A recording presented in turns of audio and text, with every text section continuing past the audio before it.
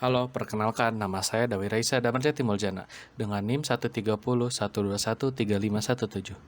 Asal kelas IF 45 Fakultas Internasional. Di sini kita akan membahas tentang apabila daratan turun menjadi lautan dan lautan naik menjadi daratan. Kita akan merasakan oksigen yang berkurang secara drastis. Perlu diketahui bahwa tumbuhan, ganggang, rumput laut, dan karang batu yang lain itu menghasilkan sekitar 70% oksigen di atmosfer bumi kita. Tanpa lautan, banyaknya tumbuhan air dengan cepat menghilang, yang pada gilirannya akan menyebabkan berkurangnya oksigen di atmosfer kita. Lautan juga berperan sebagai penampung karbon dioksida yang kita lepaskan ke atmosfer. Jadi, jika persentase air lebih kecil, oksigen akan berkurang di satu sisi, karbon dioksida juga akan meningkat di atmosfer kita. Karena karbon dioksida penyebab efek rumah kaca, maka gas juga dapat menghasilkan pemanasan global secara drastis. Suhu bumi akan naik secara drastis karena air menyerap banyak panas yang disinarkan oleh matahari.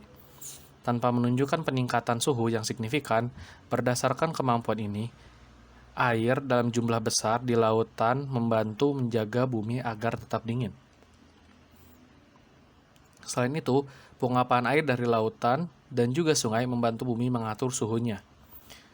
Jika lautan dan daratan bertukar posisi dengan lautan, maka suhu bumi akan naik dengan sangat cepat dan menjadi lebih panas. Sebagian besar daratan akan merasa kering dan tandus. Fauna di bumi berubah, suhu akan naik drastis, jumlah oksigen di atmosfer akan berkurang, dan karbon dioksida akan meningkat. Pertukaran posisi antara lautan dan daratan akan berdampak pada bentuk kehidupan di bumi ini. Bukan hanya ke tanaman, tapi juga ke manusia dan hewan-hewan. Semua ini menyebabkan kehidupan di bumi seperti manusia di planet ini sangat sulit. Agar hewan, tumbuhan, dan manusia dapat berkembang, mereka harus berevolusi untuk tetap bertahan di kehidupan dan berkembang. Karena kekurangan ketersediaan tanaman dan tingkat kepunahan akan menaik secara cepat. Karena hewan herbivora menghadapi beban yang sangat berat, yaitu kekurangan makanan. Dan hewan karnivora akan mendominan ekosistem di bumi ini.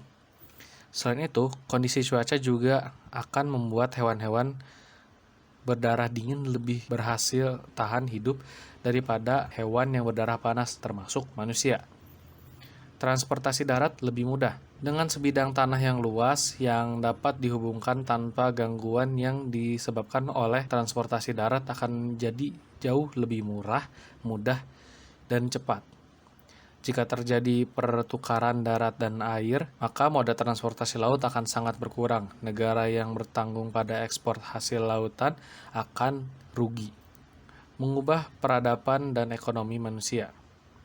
Air adalah sumber kehidupan. Ketika air menjadi langka, negara-negara di dunia akan berusaha untuk mengendalikan air sebanyak yang mereka bisa. Mereka bisa meningkatkan dan menjadi perang besar-besaran.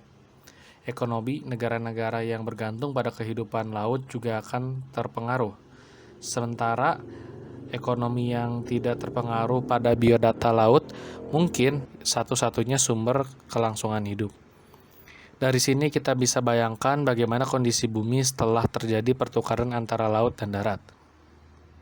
Oleh karena itu, kita sebagai manusia harus bisa menjaga bumi agar tetap hijau dan sehat untuk kita hidupi.